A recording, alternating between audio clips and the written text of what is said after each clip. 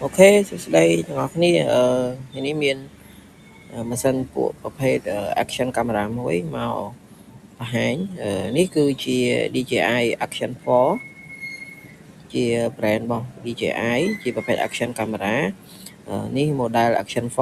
4 model នេះមិនមែនចុងក្រោយគេទេនៅឥឡូវនេះគេចេញដល់ action 5 ហើយតែនេះគឺខ្ញុំតែទិញ action 4 នេះគឺយកមកបង្ហាញទាំងអស់គ្នាអញ្ចឹងកុំឲ្យទាំងអស់គ្នាខាតពេលយើងចូលទៅមើលresult ដែលខ្ញុំទៅតែសាកថតវាហើយសូមបញ្ជាក់ដែរថាប្រភេទកាមេរ៉ាមួយនេះគឺអាចថតបានរហូតដល់ 4K 120 frame ហើយវាមានប្រភេទ lens ដែលគេហៅថា angle lens ហ្នឹងណា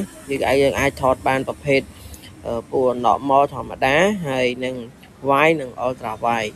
ដែលងាយស្រួលសម្រាប់អ្នកចូលចិត្តធ្វើដំណើរឬក៏ជិះម៉ូតូអីគាត់ចាប់ជាមួយនឹង mount នៅលើម៉ូតូ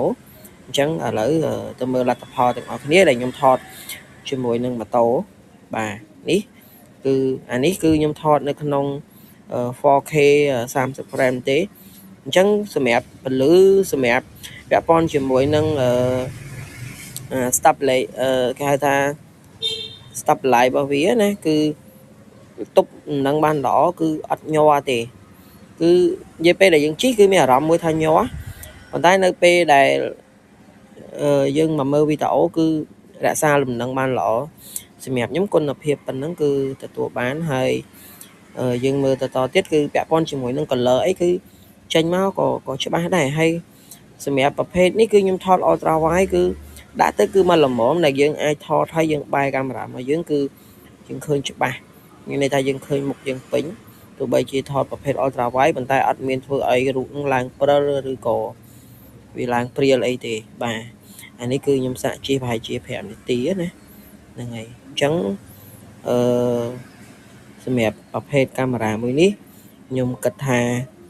សម្រាប់អ្នកដែលចូលចិត្តធ្វើដំណើរគួរតែអាចគិតពិចារណាដើម្បីទិញបានតម្លៃវាគឺអត់ថ្លៃទេសម្រាប់ប្រភេទនេះគឺទង់ប្រហែលជា200ក្រាស់អាចថា270ឬក៏280ទៅតាមសភាពម៉ាស៊ីនថ្មីឬក៏ភាពម៉ាស៊ីនរៀងចាស់ទៅប៉ុន្តែតែយើងទិញមកយើងត្រូវមាន accessory បន្ថែមដែរaccessory គេថែមឲ្យវាមានស្រាប់ដែរប៉ុន្តែបើយើងជាអ្នកចូលចិត្តធ្វើដំណើរឬក៏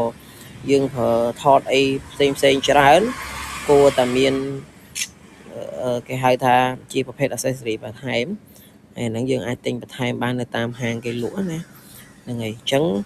សម្រាប់វីដេអូហ្នឹងគឺខ្ញុំមានតែប៉ុណ្្នឹងទេហើយ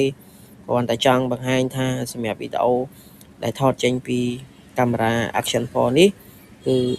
ល្អពេញចិត្តហើយចាំពេលខ្ញុំមានឱកាសថតទៀតចាំខ្ញុំចែកម្លែកទាំងអស់គ្នាមើលទៀតបាទអរគុណ